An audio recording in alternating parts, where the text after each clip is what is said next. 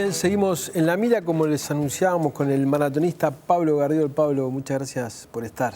Bueno, muchas gracias a ustedes por la invitación. Muy bien, estos días te deben haber escuchado comentando por televisión. Antes del primer bloque con Marcela tiraba algunos datos, situaciones que se viven en términos generales del atletismo, ¿no? Cosas que muchas veces la gente desconoce cuando piensa que un 20º puesto es horrible, o por el contrario, cuando se viste con ropa ajena y dice Uruguay está sexto en tal lugar, y cuando Uruguay uno se supone que el país debería haber aportado algo para ese lugar, que en este caso, por ejemplo, Emiliano Laza consiguió. Pero a mí me gustaba contigo todas las anécdotas que vos tenés por haber estado desde adentro del atletismo, desde muy joven corres, ¿no? Sí, desde los 15 años, hace 21 años ya. 15 años. Y vos me contabas que tuviste marcas importantes. Bueno, yo transité desde las etapas iniciales del atletismo en categoría menores. Me inicié en el atletismo en el Club Atlético Cerro. Comencé a entrenar en el estadio Luis Trócoli a la edad de 15 años.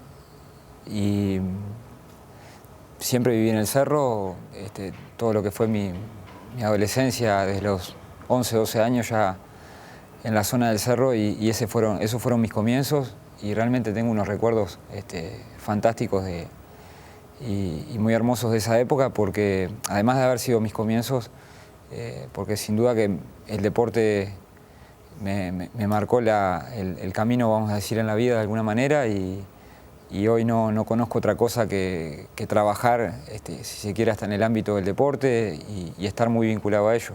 En ese sentido, transité por las categorías menores y juveniles, como tú decías, con resultados relevantes, vamos a decir, a nivel de menores, récord nacional de menores en categoría de 1500 metros en menores, medallista a nivel sudamericano, medallista también a nivel sudamericano, a nivel de juveniles.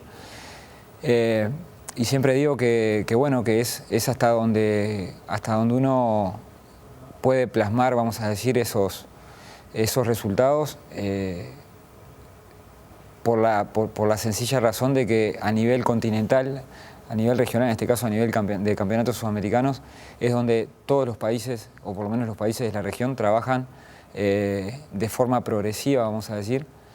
Y también es cuando hay un punto de inflexión y un quiebre en esas edades de lo que sucede en Uruguay, o sea, de la realidad de lo que sucede en Uruguay. Vos me contabas, pero Andrés estaba despegado en aquel momento. Sí, tengo unos recuerdos muy buenos de un compañero, Andrés Martínez, que ojalá que pueda ver el programa, y a quien le mando un saludo a él y a la familia Martínez. Andrés era un despegado del grupo.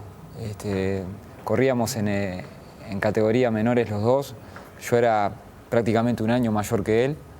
Tenía mejores resultados en ese momento, pero ya se visualizaba que él era realmente un fuera de serie. ¿Y por qué no avanzó? Bueno, todos trabajábamos en esa época, ¿verdad? Yo trabajo desde los 12, 13 años ya trabajaba en un supermercado, en fin, tuve muchísimos trabajos, él hacía feria, trabajábamos en lo que se podía, en lo que había, para ayudar a la familia. ¿Recibía apoyo? No, el apoyo, en aquella época el apoyo que recibíamos era el de nuestros propios compañeros, el de una institución como Cerro que hacía lo imposible por pagarte un pasaje hasta Durazno, o por buscar la manera de que pudieras ir en el colectivo, en el auto con fulano, con mengano.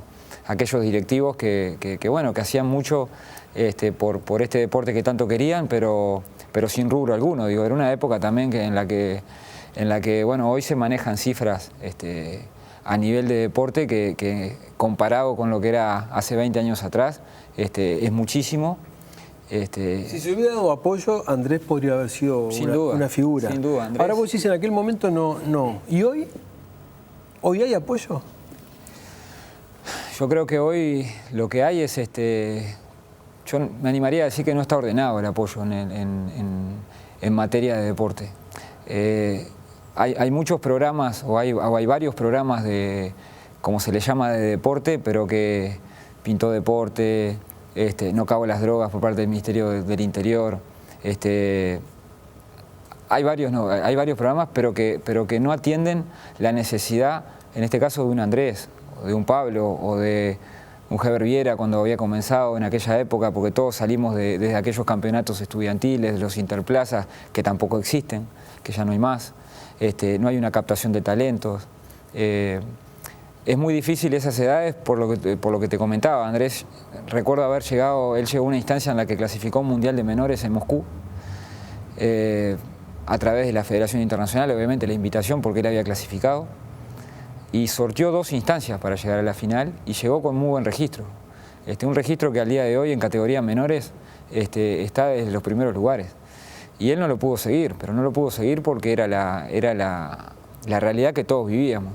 En mi caso lo hice porque bueno, no conocí otra cosa que trabajar desde el comienzo y para mí siempre, a veces yo cuento un poco la anécdota de que cuando ibas a veces a campeonatos internacionales, campeonatos sudamericanos, se da a veces situaciones en las que conversás, por ejemplo en los campeonatos de cross country donde conviven todas las categorías, menores, juveniles y mayores, y a veces conversás y recuerdo que un día se acercó un corredor venezolano y luego de escucharme hablar de que bueno, que sí, que trabajaba, y él bastante asombrado se acercó y me preguntó de qué vivía en Uruguay, y yo le dije, bueno, trabajo, obvio, pero me dijo, pero ¿y cómo trabaja?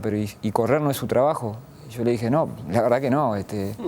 Y me acuerdo que realmente quedó muy pensativo, porque él no entendía cómo, porque para él entrenar es su trabajo.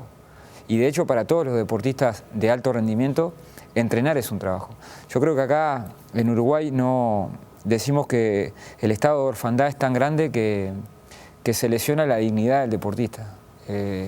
Quiere decir que cuando vos tenés 14, 15, 16 años, está bien, está buenísimo que hagas deporte, pero cuando tenés 17, 18 y te querés mantener en el tiempo como deportista y tu entrenador te dice que tenés realmente condiciones para poder alcanzar un logro importante, si vos no tenés la apoyatura de tu familia al menos, es muy difícil porque no va a faltar un familiar, un amigo que te diga dejate de joder y ponete a trabajar.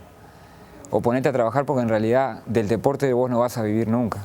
¿Vos tuviste que poner plata de tu bolsillo? Sí, sin duda. Yo he sido un eterno, he insistido eternamente en clasificar a los Juegos Olímpicos, de hecho lo hice hasta comienzos de este año, y las lesiones me jugaron una mala pasada, lesiones que también son producto de no poder dedicarme de lleno a esto, pero no debemos haber invertido con mi entrenador no menos de $15.000, entre 15 y $17.000 en los últimos 4 años, en lo que se le llama el ciclo olímpico o la olimpiada, mejor dicho. ¿Y no había de dónde sacar? No, porque no hay un sistema que te brinde una beca o un apoyo que directamente que te llegue. ¿Y el Comité Olímpico? Bueno, el Comité Olímpico direcciona las becas hasta donde nosotros sabemos, porque a veces los deportistas no manejamos toda la información. De hecho, no accedemos directamente a la puerta del Comité Olímpico para poder tener esos datos. Pero hasta donde tenemos los datos, el Comité Olímpico brinda un apoyo cuando vos estás ya en fase de clasificación. Recuerdo sobre fin del año pasado o comienzos de este año haber recibido la comunicación de que la Fundación Deporte Uruguay tenía una partida de algo así como de $1.500 para brindarme, al igual que los 3 que estábamos en esa instancia de clasificación, cuando en ese momento todavía estábamos Andrés Zamora, Gelmis Rojas y yo para clasificar, y yo esos $1.500 no los recibí. ¿Por? Porque nadie me los dio. En ese momento, bueno, la federación es cierto que también cambió, por suerte cambió, porque realmente la federación anterior dejó mucho tendal, vamos a decir, en su gestión, y todavía yo creo que la gran tarea de esta Confederación Atlética nueva que hay ahora es poder ver para adelante y poder realmente construir cosas que realmente se deterioraron y mucho. Pero entre esas cosas estas, o sea, el manejo de fondos y de dinero para los deportistas, cuando el Comité Olímpico sabemos de que brindaba el dinero y la federación en este caso hacía un manejo y dosificaba la plata. O sea, los atletas necesitaban recibir un dinero que era una partida que había llegado y te la daban en cuotas, te decían ¿a dónde tenés que ir? A Buenos Aires, bueno, yo te pago el pasaje, y yo te pago el otro, y yo te pago el otro, y de ahí era... la plata la tenían. Y cuando la plata en realidad era tuya, o sea, yo creo que lo que falta es un orden. Ahí estamos hablando de joda, ya entramos en otro terreno. Bueno, sí, o sea, una cosa y ustedes, y en ese sentido ustedes hicieron un informe. ¿Vos estuviste con Emiliano en Río? Tuve la oportunidad de estar con Emiliano. ¿Y qué te contó? La gran satisfacción, simplemente cortito, porque la gran satisfacción de haber estado con Emiliano en la previa, porque Me mordí realmente la lengua hasta que Emiliano no compitió, porque realmente lo vi a Emiliano ejecutar entrenamientos fantásticos y sabía, al menos yo sabía que, porque había estado ahí, de que Emiliano el resultado no iba a ser otro que porque las palabras de su entrenador fue estas para cosas realmente grandes e importantes. ¿Y cuál es su situación? La situación de Emiliano es que, a ver... ahí veíamos que dice que tiene que pedirle a los padres. Él tiene un proceso de no menos de 15 años con el profesor Luis Otura acá en Uruguay, con todo lo que significa preparar a un deportista de alto rendimiento que hoy lo tuvimos como finalista olímpico, sexto en un Juego Olímpico en una final. Desarrollar a un deportista a nivel internacional para que llegue a una cita internacional, como en este caso un Juego Olímpico, y llegue a una final olímpica, es algo fantástico y demanda un trabajo y una inversión de horas de dedicación, no solo del deportista, sino también del entrenador. Cuando decimos que no hay apoyo para el atleta, imagínate que para los entrenadores menos. Entonces, muchas veces los entrenadores tienen que sacar tiempo de donde tienen, porque obviamente que tienen sus trabajos particulares, para poder dedicarle el tiempo y la planificación y las horas del pienso para que el deportista se desarrolle. En este caso, Emiliano tuvo que tomar la dura decisión en determinado momento de dejar a su entrenador, en este caso Luis Otura, para poder ir a Brasil. Y eso no fue por otra cosa que por una gestión y una iniciativa inicial de él. Esto fue un comentario directamente de él. Él tuvo junto con el papá que hacerse su propia nota, redactarla a ellos mismos para que la federación recién ahí la pudiera elevar a nivel internacional para que él accediera a algo que se llamaba un apoyo a través de lo que es la Federación Internacional de Atletismo, para que solventaran los viáticos, vamos a decir. El Estado no estaba encima de él para darle una mano, sino que él se la tuvo que ir. No. Quizás ahora con el resultado... Y tampoco le fue muy bien con el entrenador allá en Brasil, porque por lo que sé el entrenador... el entrenador lo entrena a Emiliano no menos de hace 8 meses, gratis, sin percibir nada. Y Emiliano no hace otra cosa que obviamente que gastar para poder pagar el arrendamiento, que lo paga a medias con su compañera, la suplementación, las atenciones, un montón de cosas que a veces vienen a través del entrenador, porque bueno, el entrenador tiene la facilidad de conseguir un médico. De hecho, yo viajé a San Pablo, no necesariamente a saludar a Emiliano, sino que me pagué un pasaje, fui a San Pablo y pagué una consulta de $300 con un especialista para que determine a ver cuál es el mejor camino, vamos a decir, y proceso de recuperación para que yo me recupere. Yo comentaba el otro día que Colombia le había ido bien en estos Juegos. Y vos me decías que conocías la realidad de Colombia. Sí. Colombia tiene un sistema de apoyos. Bueno, en Argentina, ya pasó Colombia, pero en Argentina funciona algo que se llama el ENAR, que es el Ente Nacional de Alto Rendimiento, con una ley que se aprobó en el Parlamento, en el Senado argentino en el año 2009-2010, que no es otra cosa que un impuesto del 1% a las tarifas de telefonía celular. Argentina debe tener, quizás me equivoque, pero pasa los 40 millones de habitantes y son cifras brutales. Y eso va para el desarrollo del deporte de alto rendimiento. ¿Qué quiere decir eso? No solo alto rendimiento cuando uno dice el finalista olímpico, el alto rendimiento en edades juveniles, menores, cuando vos estás desarrollando al deportista, que de hecho es el gran debe que hoy tiene el Uruguay.